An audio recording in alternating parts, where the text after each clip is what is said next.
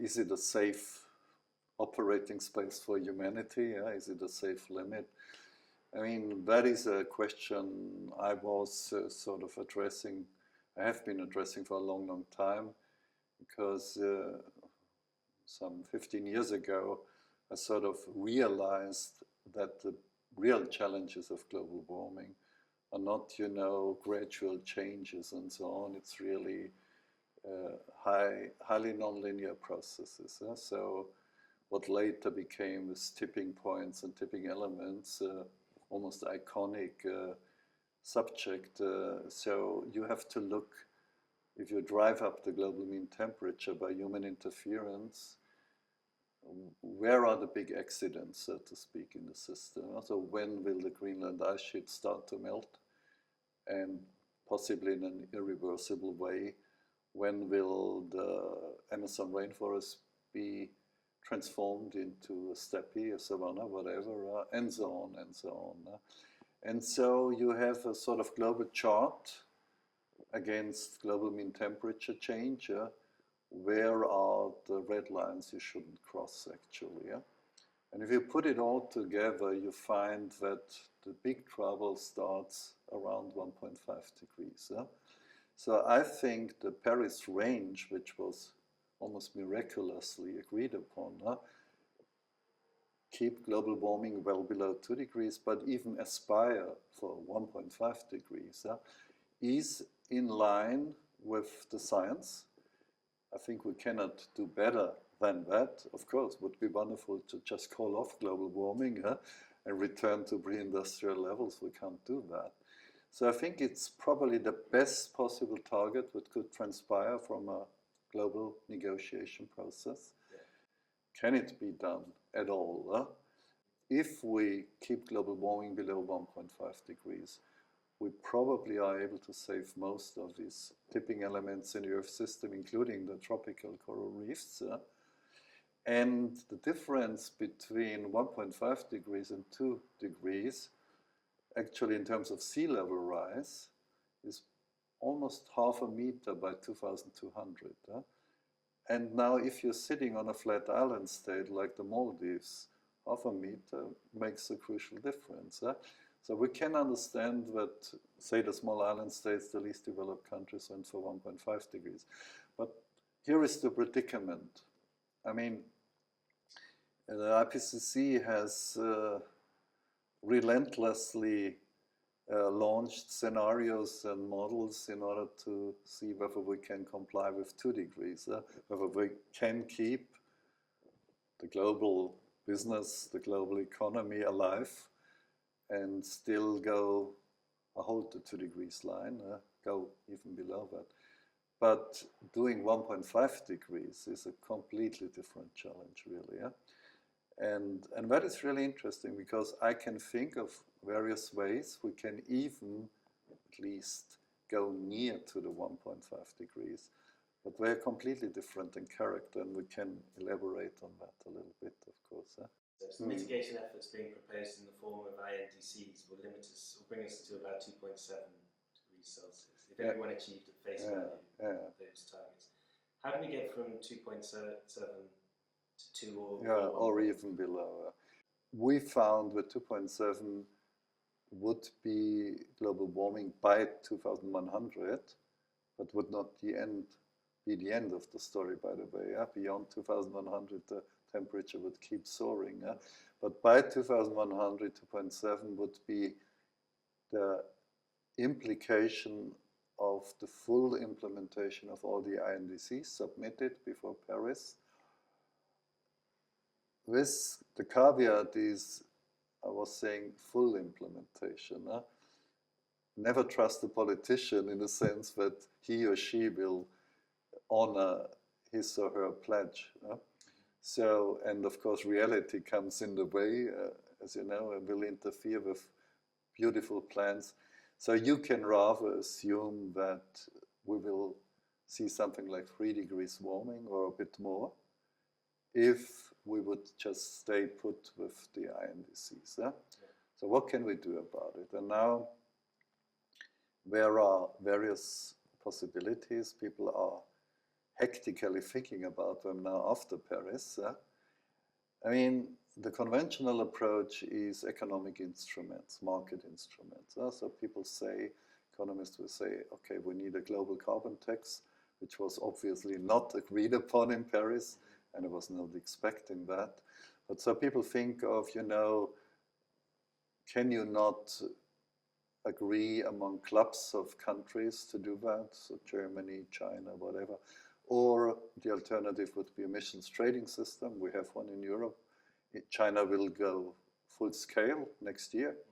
California has something like that. Couldn't you just link up with insular regional markets and to make them global one day, things like that?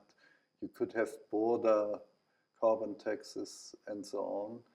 But all these things, in my view, first of all, will not be done because the political will is not there. That's the one thing.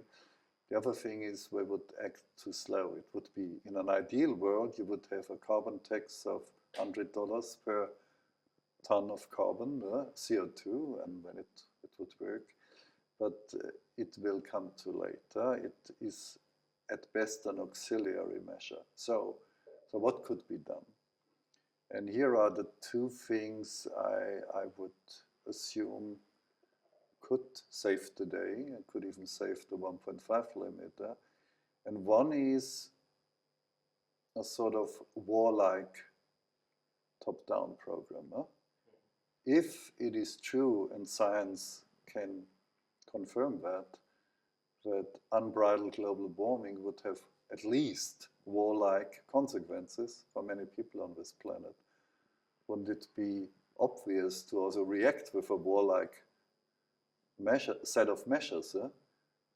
So, like the blood, tears and sweat, or what was it, blood, sweat and tears speech by Winston Churchill in order to fend off the Nazi threat in Europe. So there are people, in fact, thinking of that and setting up a system, sort of measures, which would mean that you would allocate, say, 10 to 20% of your national GDP in order to transform the fossil system into a sustainable system, starting with the energy system, transportation, and so on. Why not? I mean, the world is at stake, so yes. It would be worthwhile to think in terms of these measures. Again, I don't think it will happen for political reasons. What about the social reasons? I mean, politics won't act if there's no social pressure. Yeah, but you are absolutely right. I think COP21 only delivered because of the social pressure, because of all the grassroots, bottom-up activists and so on, Pope Francis, you know, the churches, everybody was sort of weighing in. That gave the COP21 not only a strong mandate, it held the politicians were accountable, actually, and asked them to not shirk their responsibility and really to deliver. Now, this could play out in two ways again. So let's assume military scale or warlike or war scale measures are necessary in order to bring global warming down to 1.5 degrees or limit it to 1.5 degrees. Then, yes, there could be social pressure and a strong mandate to say the next president in the US, like you did in the Second World War, allocate 40% of our national resources to transform the country, and to make it sustainable, and to limit global warming. Again, I don't think the social pressure will build up, but I could think of a different scenario. I could think that social movement, social pressure, in combination with rational choices by investors, could do the job, actually. And the governments in the end will only finalize the job, but it has to be done by different groups. So what I could think of is the following scenario. After Paris, there's a very strong signal on the one hand, that all these social movements asking for decarbonization are accepted, are acknowledged, are even endorsed. So that's the one thing. So it strengthens the social movements. On the other hand, it's a strong signal that investing in soft coal, for example, in Germany is a very bad idea. It's extremely risky, and you will just go out of business after 15 or 20 years. So couldn't this combination of institutional investors, or also just freelance investors, whatever, and social movements, couldn't it create a dynamics which would in the end instigate an implosion of the fossil system? And an implosion which would happen over the next 3 decades, more or less. That's what we need. And actually this scenario is not likely, but it is also not impossible. It would be a scenario which would create a completely new narrative, how the world is run.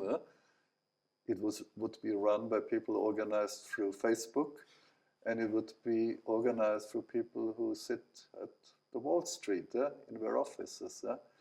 And I think it's a possibility. And that sounds a little far-fetched, but actually it's how we really live. We do live through things like Facebook and computers. And it's a very contemporary way of looking at it. It is the way we live now. And actually, if I look at something which is already happening on the ground, but is conveyed through virtual reality, through the internet and so on, namely the divestment movement, when it doesn't seem so far-fetched after all, because you have a very strange bedfellows coming together now in the divestment movement. So you have so post-hippie people and people who just hate to eat meat, so vegans and whatever, together with the Rockefeller Foundation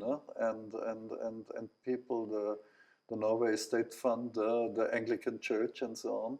So there's a strange combination of people for very diverse reasons say the only thing I want to avoid is that my money, if I'm an institutional investor, I just have a small bank account. I don't want my money to be invested in destroying this planet. I want my money invested, however small it is, into preserving creation. It's always the question what you call quick or rapid. In terms of geological forces, we have to act super rapidly, actually. A few decades. We have to instigate the transformation, the transition to renewable energy systems within in the industrialized countries by 2030, 2040. Let's face it, if you say 1.5 degrees, it means global decarbonization by 2050, full stop. If you include the countries who are still on a developing pathway, it means that the rich countries have to decarbonize themselves even before that. And that is, of course, a rapid transition. Just pulling out money from fossil, from oil companies and so on, is just one part of the job. The other part is clearly investing. But today, with the photovoltaics revolution and all these things, you have wonderful opportunities to invest your money, which are, the opportunity is safe. That's the one factor that is important for an investor. You have to gauge the risk, but also you have a good return on your investment. If you factor the two things together, if you have $1 billion to invest today, would you invest it into a new coal mine in Australia? Would you go for photovoltaics or wind in, say, India, in South Africa, or in Chile? The choice is obvious, I think. If we reconnect the science and we put in equity among developing and developed nations, and we're talking about 2030, 2035 for developed nations to really be decarbonised. Right. That element of carbon budgets seemed to disappear towards the end of the COP. I never heard people talking about it so much.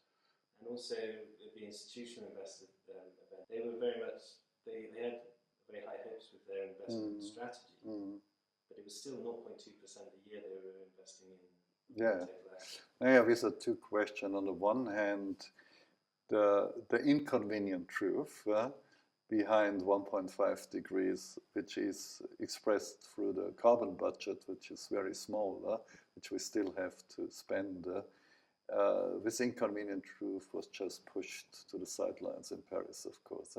So it is the role of science to come back to that, and we have to insist, actually, that only through this rapid transformation of the world economy we can honor our Paris pledges. So that's the one thing.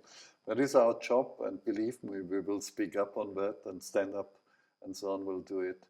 The other thing is, I mean, the investors may begin slow, actually, but what we also find, in particular in social dynamics, you have tipping points and you have sort of landslide dynamics and so on, because investment is very much about psychology in the end.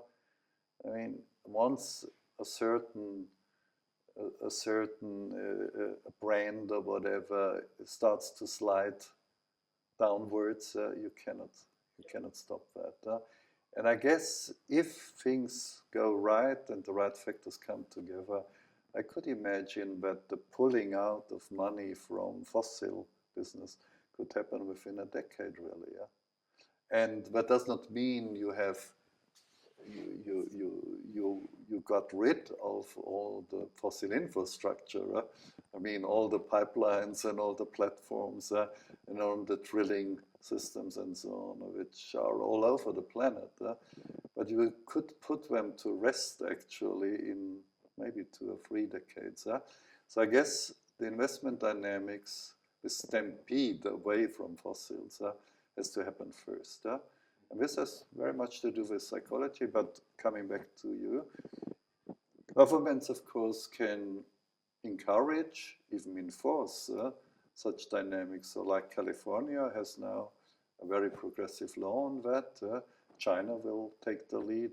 If some of the Indian states like Gujarat go forward, this could create a huge attraction for investors. And so it is the interplay, the subtle interplay between, again, institutions, entrepreneurs, and civil society that could save the day. Do you have your own message that you can summarize for policymakers and or institutional investors regarding the pathway forward from COP21? Yeah, now the message is clear. Don't fall asleep after Paris. Don't waste your time. Just sort of in a jubilant mode and where you sort of congratulate each other how wonderful, although Paris was a wonderful event in the end. Now, I think we have to start to work immediately, and actually here at the Potsdam Institute we are planning to hold within a few months an investors workshop where we will bring together institutional investors, civil society, NGOs, bank managers and so on. We want to come up with a rapid deployment scheme, actually, but this is just a contribution by a small institute. The whole world has to go into rapid deployment mode now in order to deliver this great transformation.